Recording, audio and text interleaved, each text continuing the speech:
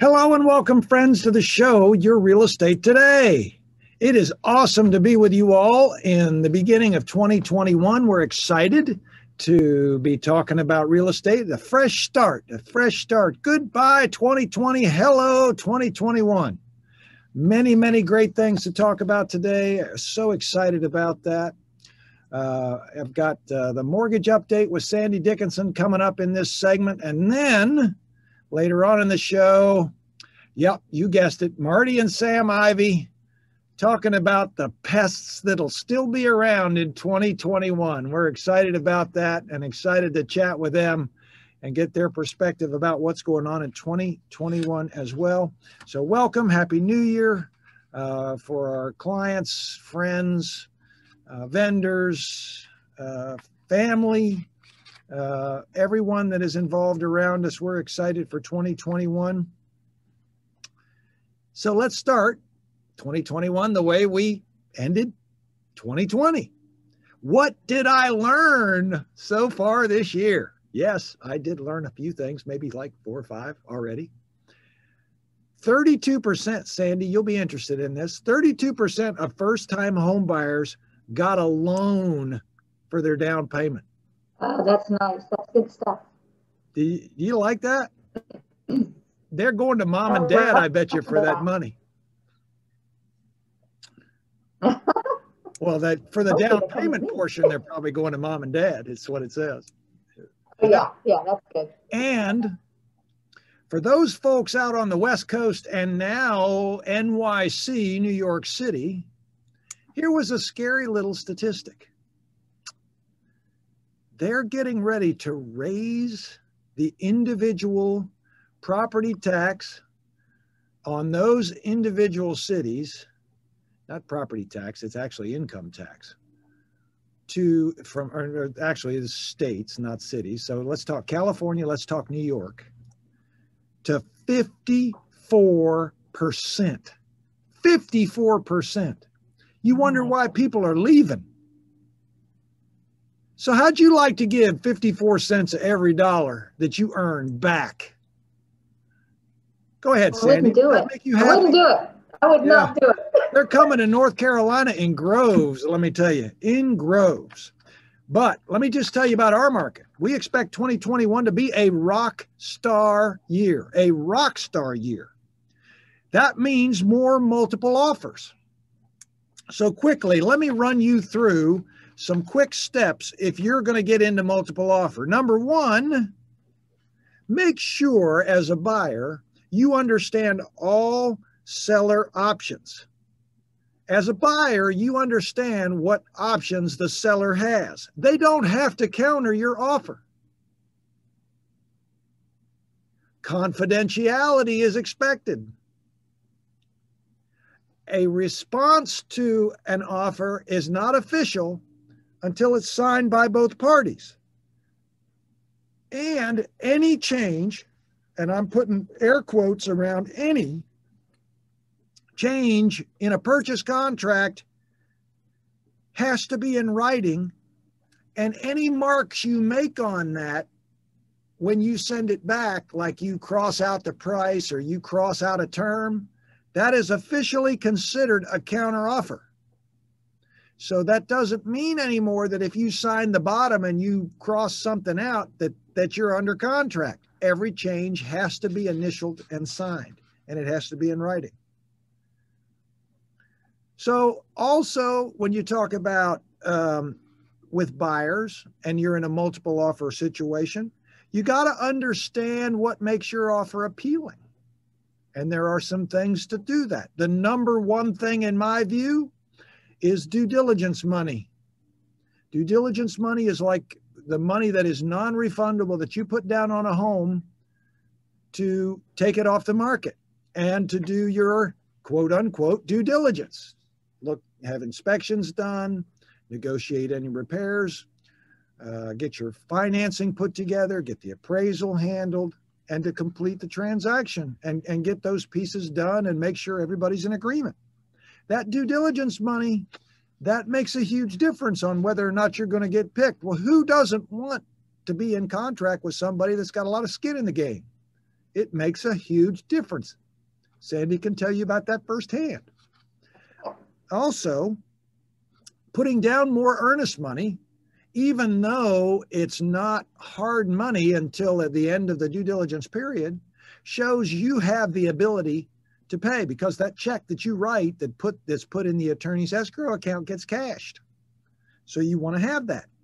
And being flexible in your timing to work around the needs of the seller, to work around the needs of tenants if they have them, to work around the needs of some work that may need to get done, and to work together. Flexibility means a lot. All right. I'm going to stop here and we'll pick this up later on in the show. But Sandy, I want to give you an opportunity right now over the remaining few minutes. What do you see for 2021? What does your crystal ball say for mortgages and demand and opportunity for 2021? Well, basically, it's all good. We're seeing that the market's on fire, just like you said. The Case-Shiller Index came out, and it showed that year over year, the prices this last at least 12 months was up 8.4%. So what that means to your clients or your buyers is that if they buy a $300,000 house, that in a year they will have seen appreciation of about $25,200.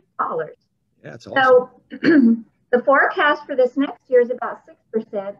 So if you take the same scenario, you're looking at about $18,000 in appreciation. So that's pretty good stuff. And at the same time, we might see a little rollback in the stock market, which tends to happen in January. If we see that, then our bond yields are going to go down and our prices are going to go up. And that just means that rates are either going to stay low or be lower, which I can't even imagine because they're super great right now. So all that is great for the housing market, for the mortgage market, for our business. I'm super excited about it. You had a great year in 2020, didn't you? I had a great year. Yes, I did. Yeah. I mean, we did too. You know, the first part of the year was a little bit COVID crazy. So we were considered non-essential. We won't go there, but we don't want to go there again. But still in all, we finished the year very strong. And I'm sure you did the same, right? Yeah, I'm not finding that people are helping. Yeah, you know what also is interesting, Sandy, is that we're seeing that the bigger houses, the houses with pools, the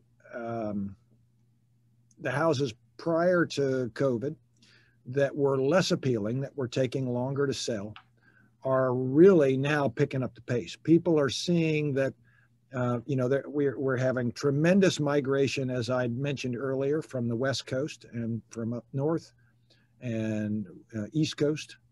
And they're looking for a place to work in their home. They're looking for outdoor entertainment, pools and outdoor patios. They're looking for a lot of things. Are you seeing the same? Do you think the jumbo market's going to catch flame again? I think so. I mean, jumbos are difficult because of the investors, but seeing more and more of them. We used to not have as many. So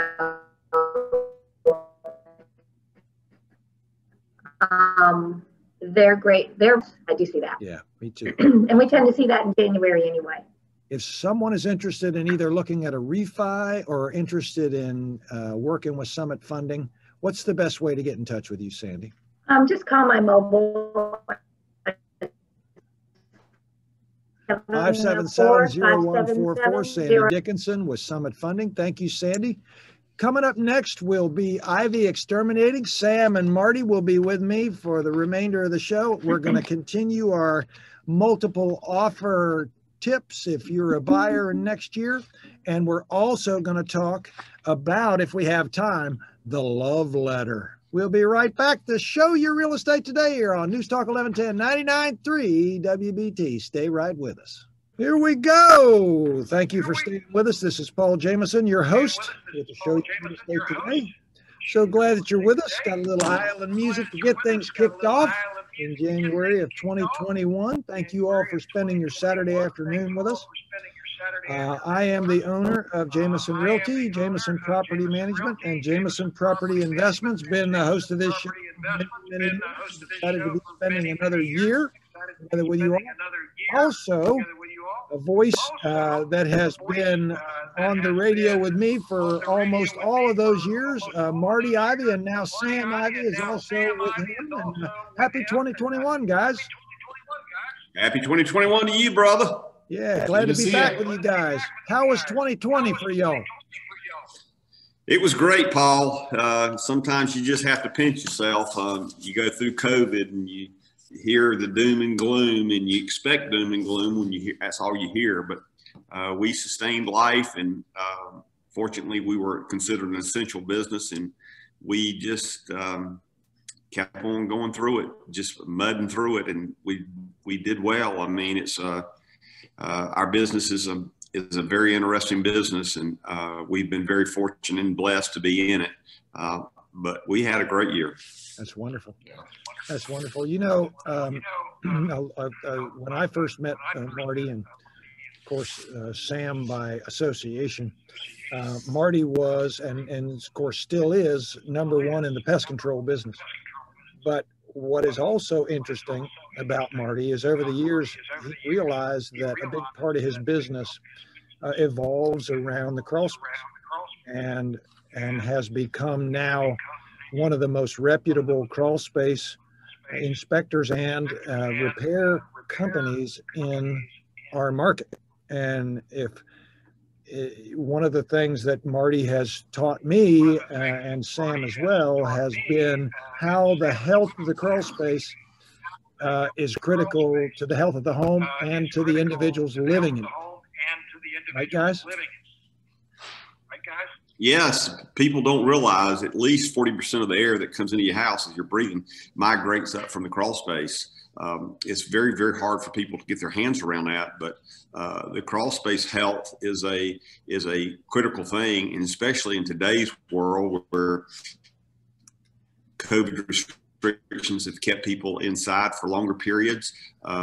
They are concerned about their indoor air quality and how that crawl space can affect the indoor air quality. And they are becoming, people just, as you well know, Paul, people are becoming more and more concerned about their homes, their livable spaces in their home, both inside and outside. And the good thing that's come out of COVID, if there's anything that's come out of COVID, is people appear to be taking better care of their homes now, just because they're spending more times there. People don't realize if you've got around a 1,500 square foot home, if we have 1 inch of rain, you can have anywhere from 1,800 gallons, depending on the roof pitch, to up to close to 3,000 gallons of water coming off that roof, depending on the roof pitch and size. And that water's got to go somewhere. A lot of times it migrates against the foundation, which eventually seeps through the foundation into the crawl space area. Sometimes the foundation vents are on or below grade and allows water to run in through those areas. And, you know, that alone is an issue. But the main thing that we see that affects crawl space health is hot, humid air during the summer months coming into the crawl space. And when that occurs, whatever the dew point is that day, it's going to dew up, and if you've got floor insulation, it's going to dew up in the floor insulation, and the floor insulation will try to off gas. And when it off gases, it drops the floor temperature by an additional 10 degrees. It's referred to as thermal cooling. And then you have additional hot, humid air that's sucked into crawl space. It's a vicious cycle that we see. We've had a lot of cold evenings here recently and a lot of warm days. And that rapid transfer of temperature causes a lot of issues. I looked at a home yesterday that the fella's doing a bunch of work on the crawl space, decided that he was going to try to do it himself. And he decided he would pull the vapor barrier out. He's not having any conditioned air in the house right now because he's having a bunch of work done on the air system. And that crawl space has really it has microbial up or got mold in it in a period of a couple of weeks. And he's got sweating of the foundation walls, sweat coming off the band seals. It's amazing what happened in a couple of weeks time frame. He realized that that's not something he's going to be able to tackle himself. It was beyond his capability and beyond his knowledge. He called us out to look at it. We're going to straighten it out for him. But it's amazing. People think that this time of year, because they've got the heat running in the house, that these crawl spaces stabilize. And we're seeing a lot of them currently just sweating and a lot of issues going on with them. And realistically, price point wise, right now is the best time of year to have something done. Yeah. Crawl space. We're not as busy. We're not as stretched thin sometimes with other calls. We get a lot of the calls during the summer month about a lot of other things that go on in our market. But right now is the best time to have your crawl space looked at. They can reach us at 704-334-1616 or bugivy.com. But as you'll probably attest to, we put a dehumidifier in your office, and you were amazed at how much better the air quality got just basically overnight. It's unbelievable. And I was going to make two comments I'd love to hear you and Sam talk about. Number one is the dehumidifier, and you hit the nail on the head. I have it in my personal home, and now I'm adding it to all of my rental properties. I'm putting a dehumidifier into the crawl spaces, and obviously if they have a crawl space, it changes your life, and it changes the quality of your life. The second thing I wanted to ask you to comment on, Marty, was the thing you taught me about blowing leaves up against the house in the fall. Can you touch on those two things? Yes. I mean, let's talk about the dehumidifier. When you dehumidify that air in that crawl space, you're not allowing that moisture to condensate on areas, and it will reduce or totally stop the odor process. You go in a lot of homes, you'll notice this damp, musty odor. Yeah, grandma. I mean, your office is in the oldest house, I think, in Matthews, right, if I'm not mistaken. And a lovely place, but in those years when that house was built in the late 1800s, if I'm not mistaken, there's a lot of issues that just was not addressed at that stage, and insulation was one of them. It makes for a very drafty and a very can sometimes pull a lot of odors in it. That dehumidifier on that structure stopped that odor. And it's amazing what it does to the air quality. Dehumidification of the crawl space is some of the best money spent, because when you slow down that dehumidification or that humidification that occurs and you dehumidify that air, you slow down the expansion contraction of that home. Therefore, you're slowing down the maintenance on that home. You're slowing down the caulking. You're slowing down the painting, both interior, exterior. It's amazing what happens just on that alone. I can't talk enough about that. We see so many homes that the landscapers are blowing leaves up against the house.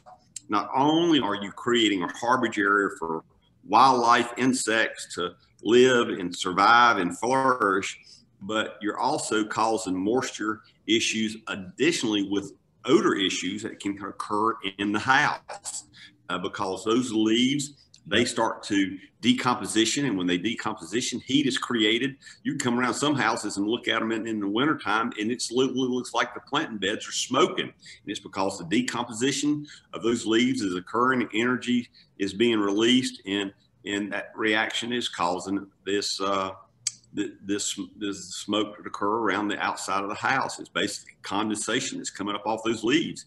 And if it's near foundation vent, that odor and that heat or that humidity that's coming off those leaves is going to migrate right into the crawl space. And if it's migrating into the crawl space, it's eventually going to migrate inside the home. Do not blow those leaves. You'll have problems with wildlife getting in and living, mice, rodents in general live in them. We have a huge problem with the magnitude of different insects, everything from roaches to pill bugs, to ladybugs, to centipedes, just a multitude of insects that get into them. Yeah. But the best way to get it addressed, call us at 704-334-1616 or bugivy.com. 704-334-1616 or bugivy.com. And when we come back, we're going to talk a little bit more about buying in a multiple offer situation. Marty's going to talk about ladybugs and some kind of beetle. And we're going to talk about some roaches and mice if we have time as well. We've got a lot today to show you real estate today. Stay with us here. News Talk 1110, 99.3 WBT. We'll be right back.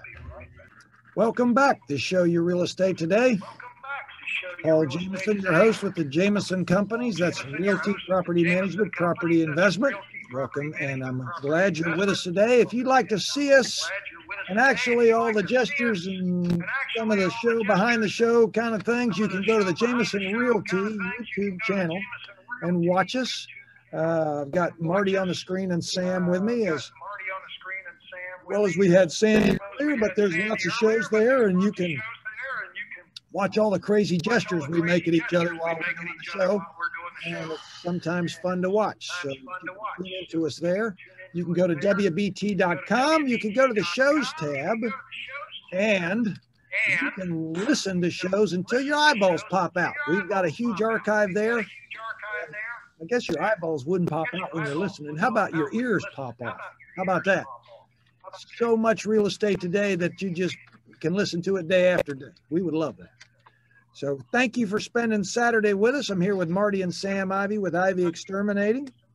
They've been talking about your crawl space, and then we're going to talk about some Asian beetles, ladybugs, and roaches and mice. But let me finish up. In the beginning of the show, I talked a little bit about what I see in 2021, which is a very vibrant market to continue, multiple offers to be coming in, which means a lot more inspections for Marty and Sam, which is always good. But in those situations, you want to be able to put your best foot forward, and you want to be able to, if there's a house that you love, you want to win. And experience in how to win and how to put those offers forward means a lot. And you got to understand as a buyer what your options are, as we discussed. You've got to understand how to make the offer more appealing, which we discussed.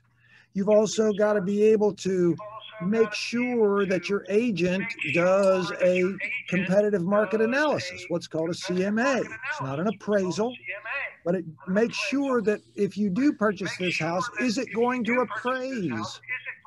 Is it going to appraise from the lender? Or are you going to have to put additional money up, and are you prepared to do that if it doesn't appraise? And then ask the seller, hey, you know, I'm willing to pay this amount, but what if it doesn't appraise? What are you going to do in this deal? And it's important to know those things when the agents start working together, right?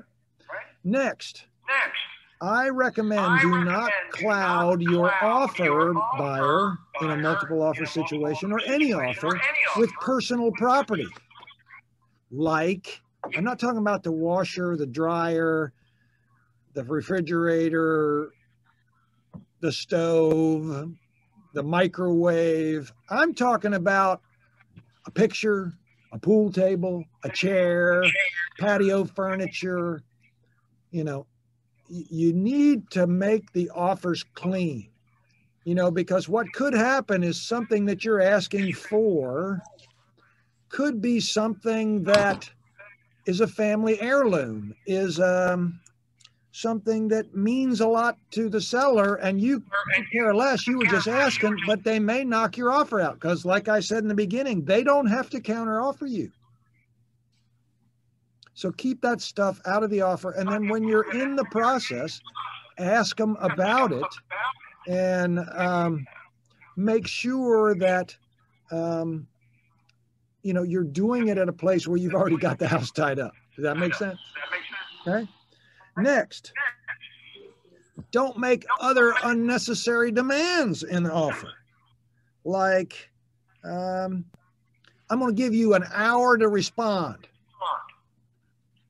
Well, what if they're out to dinner and you've given them an hour, or that they have a child that they need to take somewhere and the couple doesn't have a chance to talk? If there's a couple on the selling side, be reasonable. Have your agent, hopefully me, ask the other agent, hey, what's reasonable about getting back to us? We're excited. We'd like to hear as soon as possible. What is reasonable? Then you'll hear things like, well, gosh, he's on an airplane. He'll get, you know, back, give him a chance to get home. They'll get back to you first. If you show that flexibility, if you show that empathy that you want to meet their concerns, you got a better chance. Also, humanize your offer, This is not about writing the love letter. If we have a chance, we're going to talk about that. The love letters are a problem and going to be a problem. Do you realize you can get sued over a love letter?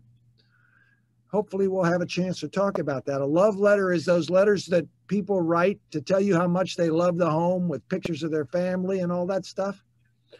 Those are becoming a real problem. And if we have a chance, we'll talk about it this week or maybe another week. All right. Don't do that. All right. What you do is you ask the seller agent, or I would, this question: other than money, what is important to your seller?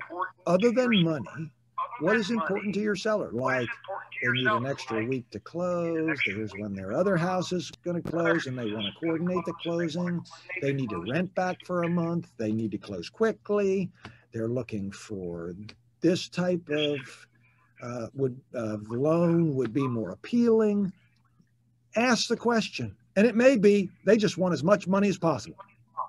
Okay, at least you've asked, because you'd be surprised what you can find out. Sometimes they want to leave stuff behind, and you need to be okay with what they want to leave behind, like a play set in the backyard.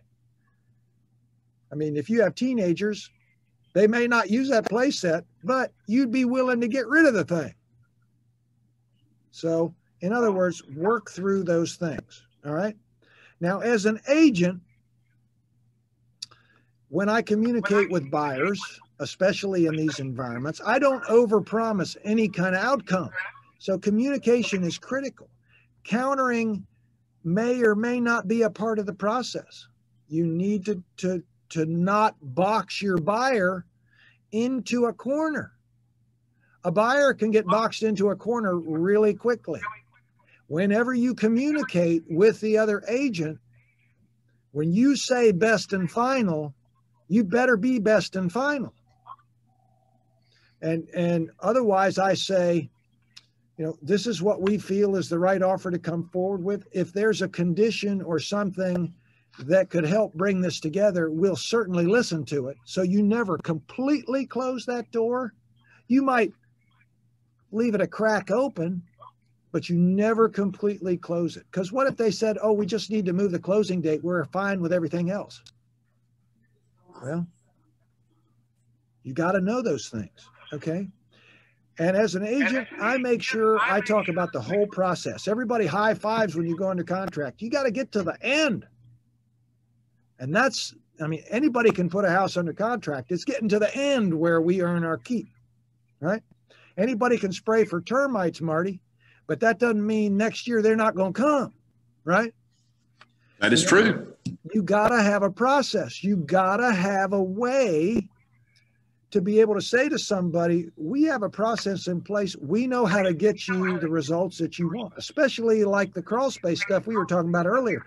There's so many processes and things that they go through to ensure that that doesn't, you can get the microbial growth, AKA mold, out of a crawl space, but if you don't stop what's causing the problem, it's just going to come back, right? So it's true.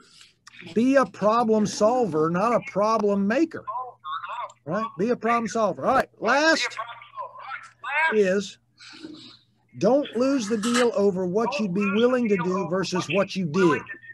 Here's the place where I see it the most. I tell people in a multiple offer situation, if there's a highest and best, or even in the offer that they make, that I want them to write the offer that if they lose the deal with that number, that they're going to be okay. That they're going to go, you know what? We gave it our best. You know, it's not like buying a car. You don't hold your cards back when you got 15 offers on a house that you really want. You put all your cards on the table as best as you can so that if you don't get it, it just wasn't meant to be. Praise the Lord. Thank you, Lord, for protecting me from this deal. I did everything that I could to get it, and you showed me that it was different. I want people to give 100% when they're making that offer so that if they don't get it, that they've done their best. And also write a backup offer, because you'd be surprised how many first offers fall through because somebody did whatever they could do to tie it up, and they didn't want to buy it in the first place. All right, well, we've got more to come with Marty and Sam Ivey with Ivey Exterminating. I'm Paul Jameson with the Jameson Companies, your host. You're listening to us on WBT here on News Talk 1110. We're excited to spend Saturday together. We'll be right back. Oh, we got the party back with us. The show, Your Real Estate Today. Welcome back. It's Paul Jameson, your host. So glad that you're with us here with Sam Ivey, and Marty will probably pop back in as well. We are talking about your home and everything having to do with it. The show, Your Real Estate Today. We're glad to be back with you on your Saturday afternoon. And of course, I am owner of Jameson Realty, Property Management and Property Investments. So glad you're with us. If you're looking for individual investments or you're wanting to buy or sell, we would love to talk to you and about what we're doing. You can reach us at 846-DONE, 846-3663. So please do that. And also Sam at Ivey Exterminating. It's 704-334-1616 or bugivey.com. So Sam, let's talk about some Asian beetles and ladybugs. I'm still seeing ladybugs in my house. Yeah, well, and that's kind of one of the... You guys just came over and sprayed last week. Yeah. Our phone's been ringing a lot here with a lot of people calling in thinking they have ladybugs, and we get out to their house and realize that they're really not ladybugs, they're Asian beetles. And you can tell the difference by the two because ladybugs are red with black spots, and the Asian beetles typically have a lot of varying colors to them: orange, yellow, can be black with red spots. But the big difference is the Asian lady beetle, she carries around chopsticks with her. And she uses chopsticks, work her way inside the house and looks through your pantries to find food. And that's what she does. Get out. She's a big fan of General Tso's chicken, I'm just saying. No. Are we going to launch into the cat jokes again, Marty? Come on. You never know. Never say never. But no, seriously, we have gotten a ton of phone calls, and the ladybugs and Asian beetles are in the same family, but there are some big differeces. Both of these beetles are really beneficial for your garden. They typically tend to show up because you have some type of aphid infestation in your garden, around some of your azaleas, flowering plants up against the house. And aphids have moved in and attacked the plants, and the beetles have shown up to eat those plants. But in the wintertime, the Asian beetle will show up in large numbers, and they'll congregate on the warm side of the house.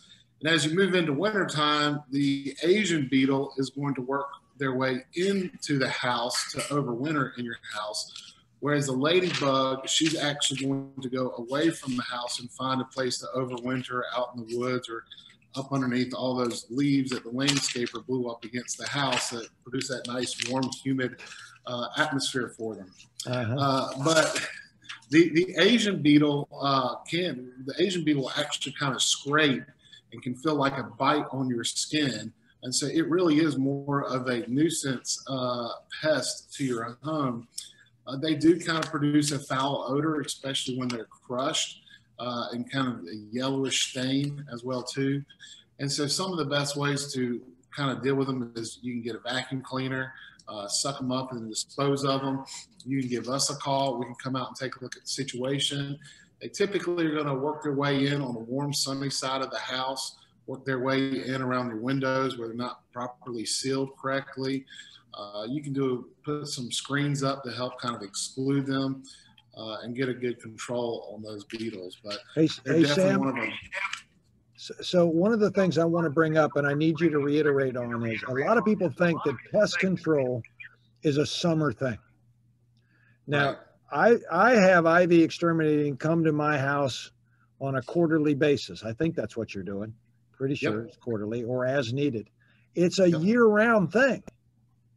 It is, and there are a lot of companies out there that try to sell you on we only come out once a year and one and done, and the chemical will last that long.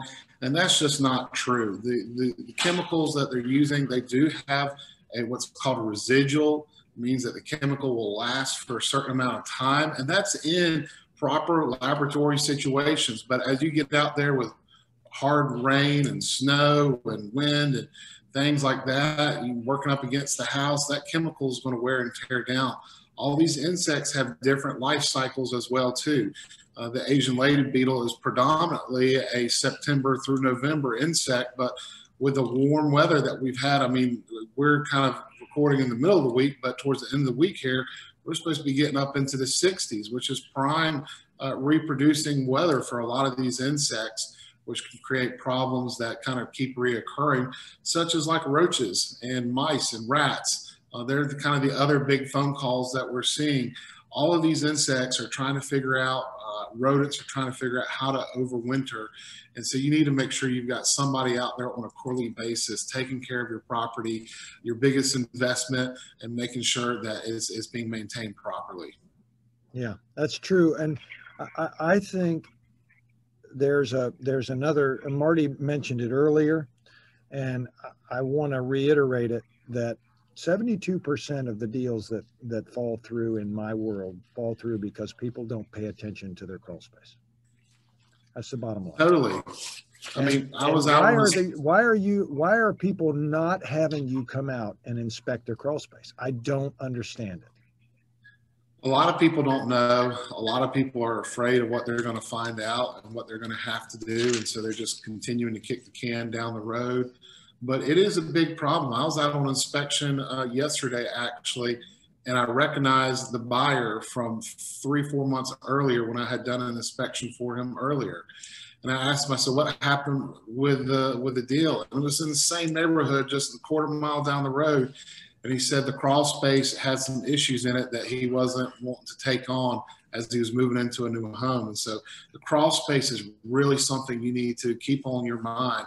And why would you want to spend the money for somebody else to enjoy the benefits of a clean, healthy crawl space when you can enjoy the benefits of a clean, healthy crawl space and the savings that are going to come along with it? Yeah, I mean, and there's so much to be said for that. You know, you talked about the vapor barrier, the simple plastic barrier that probably a builder put on years and years ago. You put a fresh vapor barrier that's the right thickness down in a lot of these houses, and it can eliminate so much of the issue alone. But you have to install it the right way. It has to be the right kind of product, and it's not a bunch of garbage bags taped together, which I've seen in crawl spaces before. Oh yeah. Yeah, it definitely makes a difference having the right products. And not every home, you know, I run out and a lot of people say, well, this person told me to do this and this person told me to do this. And not every home needs a full encapsulation. Some homes can get away with just a little bit. You know, it's kind of like the full encapsulation, you know, is the creme de la creme. Yes, it's got a bunch of amazing benefits, but in some cases you can get away with just putting in a dehumidifier and sealing up the vents in a crawl space. Sometimes you need a French drain in your crawl space to deal with the moisture that's coming through the foundation wall. And sometimes you absolutely need a full encapsulation, but you need to deal with a company that's been around as long as ours has, since 1954, that knows Charlotte's specific issues that it deals and faces, and is an expert in the field that can give you the right direction, right advice to make an educated decision on your home. Yeah. And you know the thing about it, Sam, and we were having a conversation. I was having it this morning at breakfast with a client/friend about the crawl space business. The crawl space business, if you look at it overall, there are many people in that business, including y'all, right? And that business, the reason why I call you first and only is because if something is wrong, you're going to tell me what's wrong and how to fix it. If something isn't wrong, you're okay with it not being something wrong. Yeah. And you know, it's a very, very tricky thing because I'm not an expert. Right. And you have to trust the people you're dealing with. It's a big deal. And I trust Ivey Exterminating. Well, we appreciate it. That trust is huge. My grandparents started out this company that way, on that whole premise, because it's so important to provide service well, that you can be a trustworthy company. All right, give me your number one more time, Sam. Give us a call, 704-334-1616 or bugivy.com.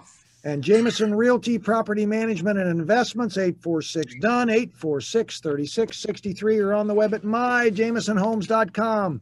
God bless all. We'll talk to you next week. The show, Your Real Estate Today, here on News Talk 1110, 99.3 WBT. Take care, all.